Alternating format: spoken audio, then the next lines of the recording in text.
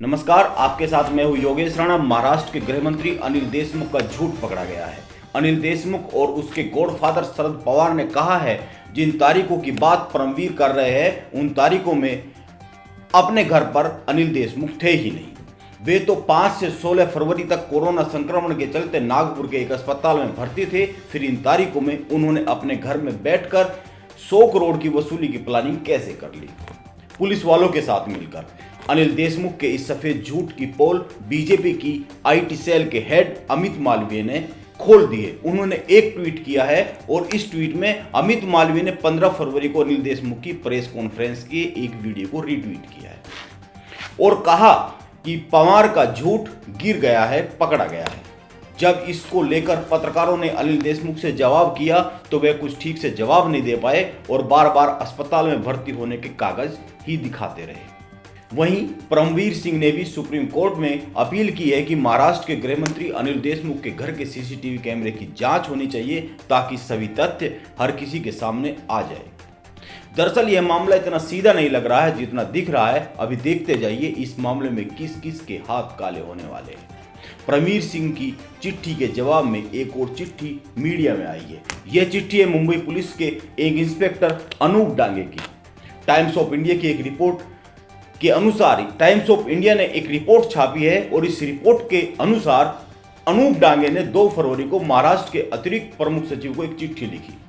महाराष्ट्र में चिट्ठियों का खेल हो रहा है। चिट्ठियों पे चिट्ठी जारी हो रही है और उन चिट्ठियों पे कोई एक्शन नहीं हो रहे। अब इस चिट्ठी के बारे में सुन लीजिए। इसमें उन्होंने परमवीर सिंह पर गंभीर आरोप लगाए हैं। रिपोर्ट के अनुसार अभी अनूप सस्पेंडेड है। अनूप डांगे ने बताया है कि मामला 22 नवंबर 2019 का है। वह मुंबई के ब्रीच कैंडी इलाके में एक बार को बंद कराने गए थे। वह बार रात में तय वक्त से ज्यादा देरी तक खुला हुआ था। डांगे का आरोप है कि पब के मालिक जितेंद्र नवलानी ने यह कहकर उन पर दबाव बनाया कि वे परमवीर सिंह का करीबी है। परमवीर सिंह उस वक्त महाराष्ट्र एंटी करप्शन ब्यूरो के डायरेक्टर जनरल थे। अनूप डांगे ने आगे बताया है, रिपोर्ट के अनुसार 24 नवंबर 2019 की उस रात उस इलाके में नामी फिल्म फाइनेंसर और बिजनेसमैन भरत शाह के पोते यश राजीव मेहता ने एक पुलिस कांस्टेबल के साथ बदसलूकी की थी। इसके बाद डांगे ने मामले में एफआईआर दर्ज की। फरवरी 2020 में परमवीर सिंह मुंबई के पुलिस आयुक्त बने। जब कमिश्नर बने तो डांगे का आरोप है कि परमवीर सिंह ने कुर्सी संभालते ही नवलानी मामले में कोई चार्जशीट दायर न करने का आदेश दिया। इस रिपोर्ट में शार्दुल सिंह व्यास नाम का एक और व्यक्ति का जिक्र किया गया है। यह व्यक्ति कौन है? वह खुद को परमवीर सिंह का कजन बताता है। डांगे का आरोप है कि शार्दुल सिंह ने उससे कहा कि पनिशमेंट पोस्टिंग से बचना चाहते हैं तो 50 लाख रुपए दे दो। इसके बाद जुलाई 2020 में डांगे को सस्पेंड कर दिया गया। डांगे का आरोप है कि नवलानी उससे चार्जशीट में अपना नाम हटवाना चाहता था और जब चार्जशीट से नाम नहीं हटाया गया तो उसको ही सस्पेंड कर दिया गया। और डांगे का यह भी आरोप है कि शार्दुल सिंह ने उसकी फिर से बहाली करवाने के लिए 2 करोड़ रुपए की मांग की है। डांगे ने चिट्ठी में लिखा है कि परमवीर सिंह और नवलानी की वाधवा ब्रदर्स और दीवान ब्रदर्स के साथ भी करीबी जान पहचान है। अब ये दोनों ब्रदर्स कौन है? इन्हें ईडी ने अंडरवर्ल्ड डॉन इकबाल मिर्ची से संबंधित मनी लॉन्ड्रिंग के एक मामले में गिरफ्तार किया था। डांगे ने आरोप लगाया है कि हाई रैंकिंग पुलिस ऑफिसर्स और बिजनेसमैन के बीच बड़ी बड़ी डीलिंग के लिए नवलानी एक बिचौलिया का काम करता है।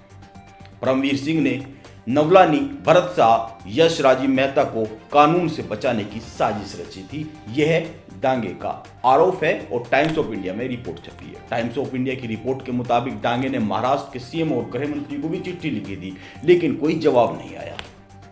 मैंने कल कहा था कि अच्छा ही हुआ सचिन वाजे ने यह साजिश रच दी और देश के सबसे बड़े अमीर आदमी के घर के बाहर विस्फोटकों से भरी कार खड़ी कर दी, वरना इन सब गोरख धंधों की किसी को पता ही नहीं चलता और ये काली करतूतें खुलती ही नहीं।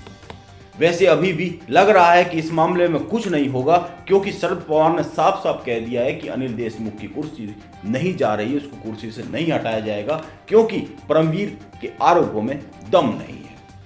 अब मैं आपको दो वीडियो दिखा रहा हूं। ये वीडियो बंगाल से जुड़े हैं। इन दोनों वीडियो में कुछ मुसलमान फर्राटेदार संस्कृत बोल रहे हैं। आप ये वीडियो देख ले, फिर बात होगी कि आखिर क्यों बंगाल में मुसलमानों को संस्कृत बोलने की जरूरत आन पड़ी है। तो मेरा कौन सा राह चलते हुए कौन सा नारा होना चाहिए? जबकि आप बोल रहे हैं जय श्री राम, तो क्या मैं भी कहूँ? आप कहें जय सिया राम, तो क्या मैं भी कहूँ? एक मिनट बोलने दीजिए। मैं ये कहूँ कि बीजेपी मैंने हरे कृष्ण हरे हरे बीजेपी घड़े घड़े, क्या ये मेरा नारा होना चाहिए?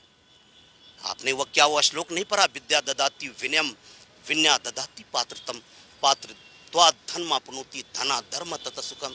क्या आप जो तालीम पाए हैं तो आपको यही सिखा? विद्या विनय देती है, विनय नम्रता देती है, नम्रता से धन की प्राप्ति होती है, धन से धर्म। ये और ये काम क्षुद्र बुद्धि वालों की है। आपने कहा वसुधैव कुटुंबकम यस्नासी स्वयं प्रज्ञा शास्त्रं तस्य कुरुति किम लोचनाभ्याम अभि नस्य दर्पण किं करिष्यति। ये नहीं पढ़ते आप? सिर्फ वसुधैव कुटुंबकम पढ़ते हैं। उसके आगे भी और श्लोक हैं। विद्या ददाति विनयम विना ददाति पात्रतम पात्रत्वात् धर्मापनोति धनात् धर्म तथा सुखम अयं निजः परो बेति गणना लघु चेत श्याम उदार चरित्र नाम तो वासुदेव कुटुंबकम यस नास्ति स्वयं प्रज्ञा शास्त्रं तस्य कुरुति किम। क्यों नहीं पढ़ते आप? सिर्फ बीच से निकाल के सबका साथ सबका विकास सबके साथ सलामती आप करते हैं। फिर आप ही का श्लोक कहता है काव्य शास्त्र विनोदेना कालो गच्छति धीमताम व्यसनेन चमुर्खानांग निद्रिया कलहेनवा आप दामा पतंती नांग ही तो प्यायाति हेतुताम मात्र जंघाई वित्सस्य अस्तंभी भवति बंधने। हम मुसलमान जब तक इस धरती में आए कटते आए हैं, कटेंगे और कटते रहेंगे। हमारी तारीख है कि हमको हमारा हिस्सा नहीं मिला। मेरठ से लेकर दिल्ली तक 60,000 आलिम दीन पैर पर लटके हुए थे।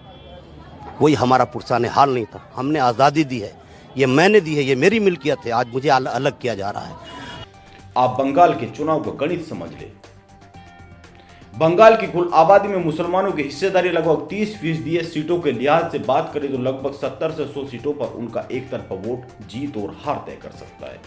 वहां पर फुरफुरा शरीफ के पीरजादा अब्बास सिद्दीकी और ओवैस की एंट्री के बाद इस बार मुसलमानों को डर सता रहा है कि उनका वोट बैंक बट सकता है। इसी के साथ भाजपा के जय श्री राम के नारे के कारण उनको लग रहा है कि प्रदेश के जो बाकी 70% हिंदू है एकजुट हो सकते हैं। एकजुट ना हो जाए, अगर ऐसा हो गया तो बीजेपी के लिए राह आसान हो सकती है और ममता को चिंता बन जाएगी। बीजेपी की हिंदुओं को एकजुट करने की नीति के खिलाफ मुसलमान ये दिखा रहे हैं कि वे हिंदू विरोधी नहीं है। उन्हें तो संस्कृत तक आती है और वो हिंदुओं के धार्मिक ग्रंथ पढ़ रहे हैं। यानी वो कहना चाह रहे हैं कि हम कट्टर नहीं है और बीजेपी कट्टरता की राजनीति कर रही है। कुछ ऐसी ही नीति ममता भी अपना रही है। इसलिए वह खुद को हिंदू बता रही है और कह रही है कि वह तो ब्राह्मण की बेटी है और दुर्गा का पाठ करती है। एक लाइन में कहे तो नीति यह है कि मुसलमान वोट ना बटे और हिंदू वोट बट जाए ताकि ममता को फायदा हो सके। यह बंगाल में राजनीति हो रही है। अब देखना है बीजेपी इस राजनीति को कहां तक साथ पाती है। आज की दूसरी बड़ी खबर यह है कि 67वें राष्ट्रीय फिल्म पुरस्कारों की घोषणा कर दी गई है। साल 2019 में बनी फिल्मों और उनके कलाकारों के लिए पुरस्कारों की घोषणा की है। अभिनेता सुशांत सिंह राजपूत की फिल्म छिछोरे को बेस्ट हिंदी फिल्म का अवार्ड दिया गया है। कंगना रनौत को मणिकर्णिका और पंगा के लिए सर्वश्रेष्ठ अभिनेत्री का अवार्ड मिला है। मनोज वाजपेयी को भोसले के लिए सर्वश्रेष्ठ अभिनेता का अवार्ड मिला है। हालांकि आपको याद होगा इन पुरस्कारों की घोषणा पिछले साल मई महीने में की जाने वाली थी, लेकिन कोरोना महामारी के कारण नहीं हो पाई थी, इसीलिए अब की गई है।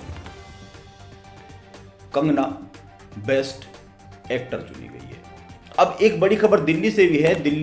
दिल्ली सरकार ने शराब पीने वालों की उम्र सीमा 25 से घटाकर 21 साल कर दी है। दिल्ली सरकार का कहना है कि यह फैसला शराब की तस्करी रोकने के लिए किया गया है। इसी के साथ सरकार ने फैसला लिया है कि अब शराब की दुकानें सरकार नहीं चलाएगी, सब दुकानें प्राइवेट हाथों में दी जाएगी। दिल्ली में अभी कुल 850 शराब की दुकानें, इनमें से 60% सरकारी और 40% प्राइवेट है। वैसे सरकार कह रही है कि यह फैसला तस्करी रोकने के लिए किया गया है। उम्र घटाने का फैसला इसलिए लिया गया है कि ताकि तस्करी रुक जाए, लेकिन यह जान लेना जरूरी है कि दिल्ली की सीमा से सटे पंजाब और हरियाणा में शराब खरीदने की उम्र 25 साल है। आप दिल्ली में 21 साल कर भी देंगे तो फायदा क्या होगा। लेकिन हकीकत में क्या है कि ये रेवेन्यू बढ़ाने के लिए किया गया प्रयास है। इससे करोड़ों रुपए का रेवेन्यू बढ़ने वाला है।